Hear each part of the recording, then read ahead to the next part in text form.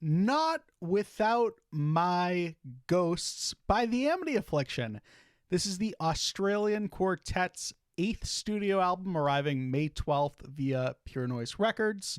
Not Without My Ghosts consists of 10 tracks, clocks in at around 38 minutes, and of course is the much anticipated follow-up to 2020's Everyone Loves You Once You Leave Them LP. Was I supposed to pick up what you were No, putting down on not that even. one? It was just like I was just letting that sink in. Like, everyone loves you, Sam. Until you leave them. Once you leave them. Does it feel like Everyone Loves You Once You Leave Them is one of the most forgotten releases in history, which is a little frustrating for me because I think it's actually on the better end of like Amity Affliction's releases. I think that's an inherent theme in many of those albums that dropped in 2020. You're right. Pandemic album. You're right. And not even like I think that one dropped slightly before the pandemic even started too. So like even more so lost in all the noise than like the albums that dropped in like May or June of that year. Fair, completely fair.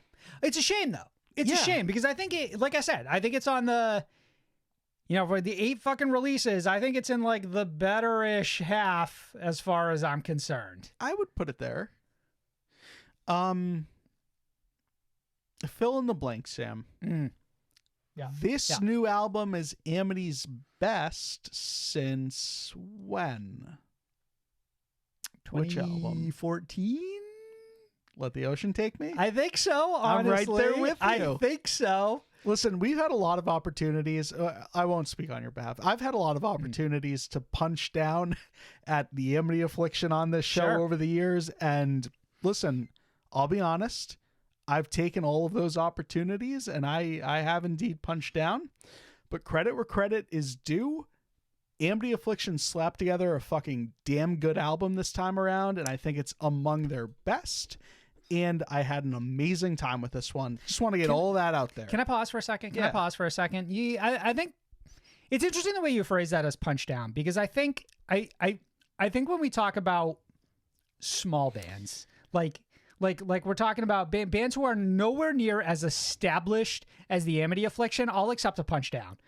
The Amity Affliction is a well-established band who has put out incredible records in their career.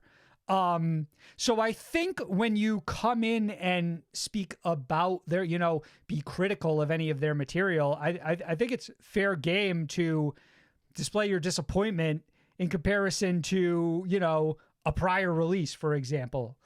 Yeah, maybe I lost the I don't know, I guess I just don't know what punch down You're almost being means. too kind. I think you were almost being too kind. Well, I think guess that to the Amity clarify- Affliction has released some sort of forgettable albums. And truth be told, what's strange about this release in particular is that I feel like Amity falls into the same trappings they do with every single release, period. So that's the funny part, is that I guess when I say punch down, it's like, man, it's just a complicated relationship that I feel like we personally have with this band, where it's like one album, they're doing all the same stuff, it fucking slaps. The next album comes out, it's the same deal, and it's like, hey, that's not what I want. And then the third album comes out and it's a lot of the same stuff, and it is what you want. And it's just, it's so weird. You're right, because it's like every Amity Affliction album, as far as I'm concerned, is the exact same album with 10 different songs, right? Right. And it's like sometimes those 10 songs are it, and sometimes they're just not. And this is one of those scenarios where I think these 10 songs are fucking it. They're the exact same formula as the 10 tracks on the album before that, and before that, and before that. Yeah. But these 10, this package, it just is just like, it's just got a nice gloss on it. So like that's enough. The Amity Affliction just put out a good version of them, like a better version of themselves this time around. Yeah. And so I can listen to this album and not think to myself, it feels like a step down from the prior releases. I think it's better than like the last 2 albums. And I think for that reason alone, it kind of makes it stand out in spite of itself, because I think when you look at Amity Affliction in like the greater scope of the scene, they are one of these bands who are a little frustrating because they run it back every fucking single time. They are committed to running it back. Yeah. And to a certain degree, that's fun. 8 albums of it, I'm not 100% sure. And you know, like we have evidence of us that not working for us, right? It's diminishing returns, honestly, is Sure. what happened. So it's like, it's crazy for me to walk away from this album and being like, you know, fucking, for what it's worth, this is a good The Amity Affliction album. Right. I think Without them messing with the formula too much, but I think that there's actually a few parts that you can really point to where it's evident that they are tweaking the formula. before we And get those to are that, decisions that are paying off. before we get to like the detail, the nuances of like what we The enjoyed down the and the most, dirty, yes. I think a lot about this album in the same way that I discussed the newest release from August Burns Red, which is to say that I think something about the Amity Affliction's star shines a little brighter when so many of their contemporaries have changed and or are no longer around releasing music. You know what I mean? So it's like, by virtue of sticking so closely to their sound, they've almost become a novelty in 2023, whereas 6 years ago, or whenever the fuck Bring the Weather With Me dropped, they were like in a sea of similarly stylized artists. It wasn't 6 years ago. I think it was like maybe it was Yeah, it was about 6 years ago, right? 8 years ago. 6, 7 years ago, whatever. You get the general idea, though. You know what I mean, right? Around that time, it's like, okay, well, every band did the metalcore scene sounds exactly like this. Yeah. And now we've kind of had everybody like splinter out in a million different directions. So similarly to August Burns Red, by virtue of the fact that they've stuck so closely to what they've always done, they've become a novelty, whereas before they were so vastly similar to so many other artists. No, I think it's a fair way to look at this. There's so much on here that works. Tell me what works. Finally, we've brought in some features, and not 1, not 2, not 3, but 4 of them. Yeah. And they're all fairly varied. Like, it's a nice selection of features. You've got Femme on one of the singles, which is also the closing track, Not Without My Ghost. Also the title track. Also the title track. Landon Tours, and he's not here to sing. He's here to scream, and that's on the track When It Rains, It Pours. In the promotional material, there was a comment that was from the band where they specifically said, we brought Landon in because he's such a good metalcore screamer, right? Like that is what we wanted from Landon. Yeah.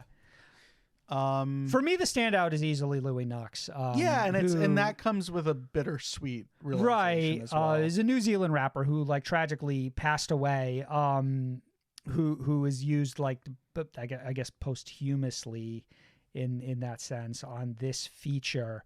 But for me, it's like it's easily maybe partially for that exact reason the most impactful of all the features on here. But I think it also benefits from being on easily my favorite song on this whole record. I've got to agree. This song has, with the context that Louis has passed, where the feature fits within this song and how it acts as a build up to a bigger breakdown, and it just adds so many layers to this track, and it really pushes it over the edge. And obviously, with all that, it's just a very emotional listen, knowing that Louis has passed. And I don't know, it's easily a standout track on here. One other feature as well, I think it's the vocalist of Comeback Kid. Yeah, that's correct. Yeah. Who actually featured on the Silverstein album last year as well. Yeah, Andrew Neufeld. Really good too. Another heavy one. Such an interesting individual to sort of poke their head out and appear in a couple of albums that like, because with all due respect to Comeback Kid, who you know have a legacy, they're not an artist that I hear discussed very often anymore, especially in our scene. You know, they're not like they're not like a lot of artists from like a similar time, like maybe in Every Time I Die or like in Under Oath. That one's got to be a long time just touring friend that they finally incorporated into an album because they finally put some fucking features on it. I can't think of the last time I even heard a feature on a no, but Amity again, album. I don't think the last one had it. Within the promotional material, the Amity Affliction said, "Hey, this is a specific thing, a conscious that we decision wanted to make." It's like, hey, we want to bring in some features. It was noted like they've had features before because they were explicit about saying like, hey, Femme is the first time that we've had a female vocalist as a feature, right? Sure. There were some more interesting tidbits that I pulled that I kind of wanted to talk about, but before we get there, I want to know, what were some of the other things that really stood out to you? So this one's a funny one because I don't think that Aaron does a whole lot different with the choruses and the melodies overall on this album, but man, do they hit so much harder than the last number of albums. Like I walk away from this and I have choruses in my head, and it hasn't been the case with, like, for a long time I'd been walking away from Amity Affliction albums with like fucking Joel Birch. He's laying it down there. It's sounding good. There were a couple strong ones on the last album. Yeah. And I won't deny you of that. I think the one of the biggest differences with this album is that like the majority of the songs are good as opposed to the minority of the songs. That's what's so fucking fascinating about it, is that like ultimately, like, yes, it just feels like this compilation of the Amity Affliction tracks are just stronger than the last release and the release before that. Like it's up there with the album even before that as well. Like for me, this is arguably top 2, top 3 Amity Affliction albums. And I'll give that to you. I'm super satisfied with one. And I think that like some other bits of that promotional material mentioned that, they wrote this album with the intention of it being as like heavy as possible and as aggressive as possible because they wanted their fans to know or remember that like they've got gears that they can switch into. And like that's well and good, but I think that like it's the rationale that I appreciate behind that, where it's like, okay, so Amity are pushing themselves. Like that's ultimately what I want. Like that's the tidbit you took away from that whole statement. It's the attitude. It's the, maybe spite is a bit of a, maybe not that word, but like it's just that 8 albums in, you still want to prove yourself, right? And you want to prove yourself to the people who have already accepted you. And obviously with that, you've also got some subject matter that is very personal and very tragic. And I think that you throw that in a pot and you've got a fucking stew fucking going. Like, you know what I mean? Like it's, I think that tragically artists pull from tragedy in a really beautiful way. And so let's be more specific. So Aaron in particular, talking about this track, Show Me Your God, said, America has become like a second home. It is the best and worst of everything you can imagine. And their unique gun culture means that guns make up the lion's share of methods used in suicides. While I don't have the solution, I wanted to reflect on what it would have meant to me personally had I grown up there, which I think is a particularly dark perspective. Well, on that track, it's like the line, if I had your gun in my hands or whatever. Sure. I know that lyric's somewhere on this album. I forget exactly. It's such an interestingly dark perspective to take on gun culture in America, though. There are so many perspectives that are all just as grim that you could have taken on gun culture in America. I like, I mean, I don't want to go off on a tangent. If you have, go ahead. No, go ahead. I was going to read that other quote, but if you got something, by all means, read the other quote. So Joel Birch on the album's overall lyrics said, a lot of lyrics on the album stemmed from specifically speaking to like the suicide of like close friends.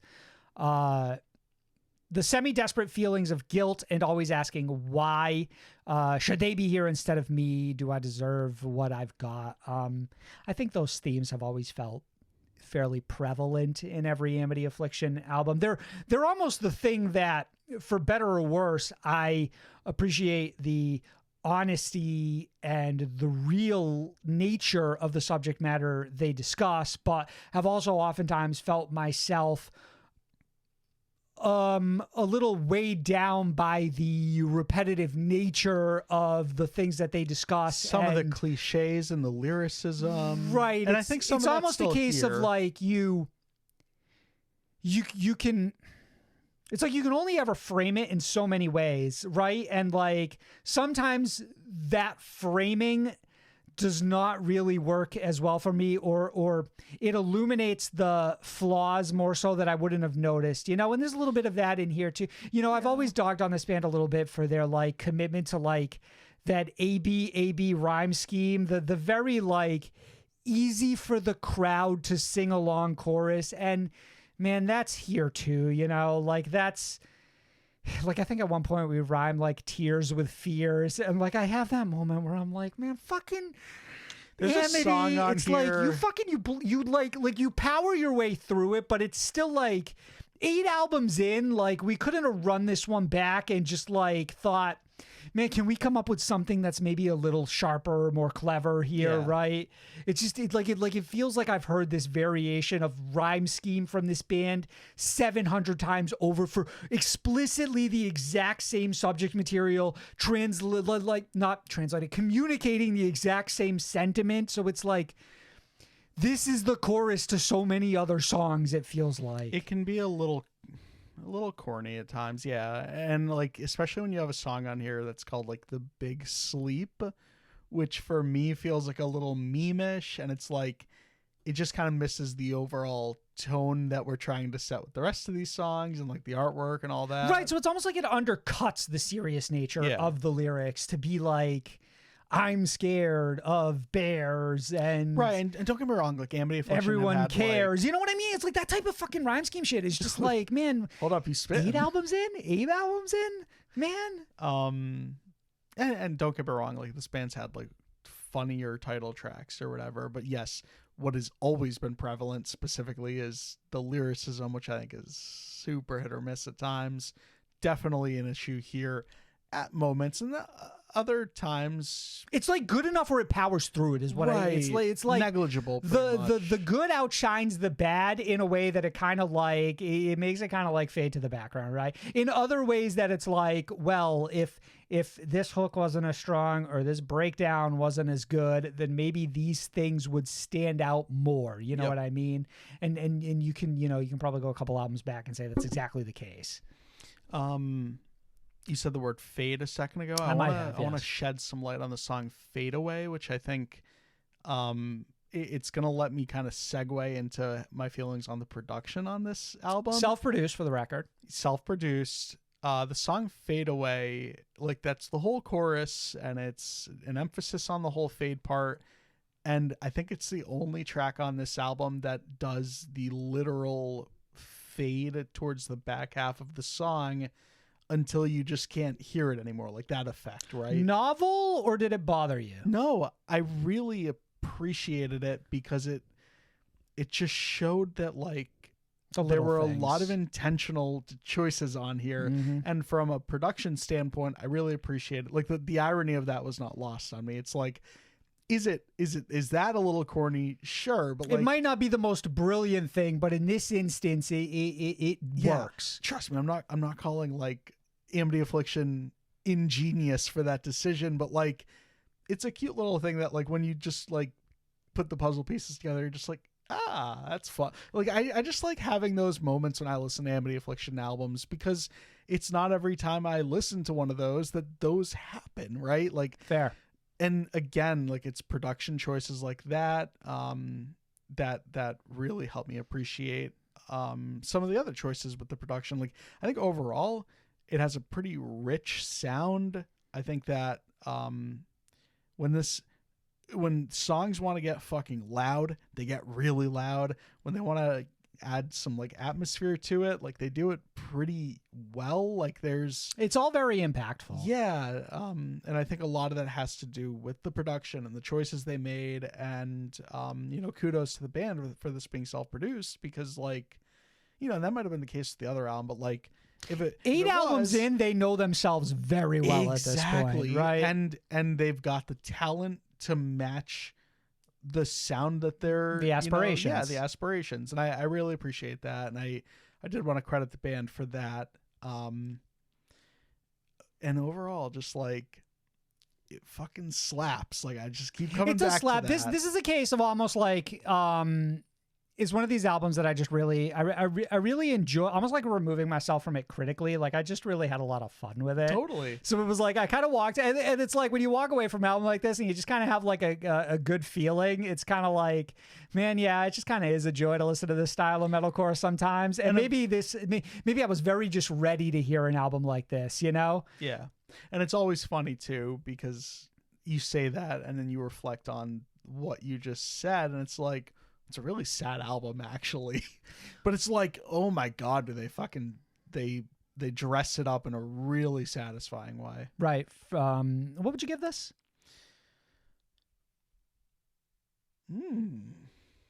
I settle.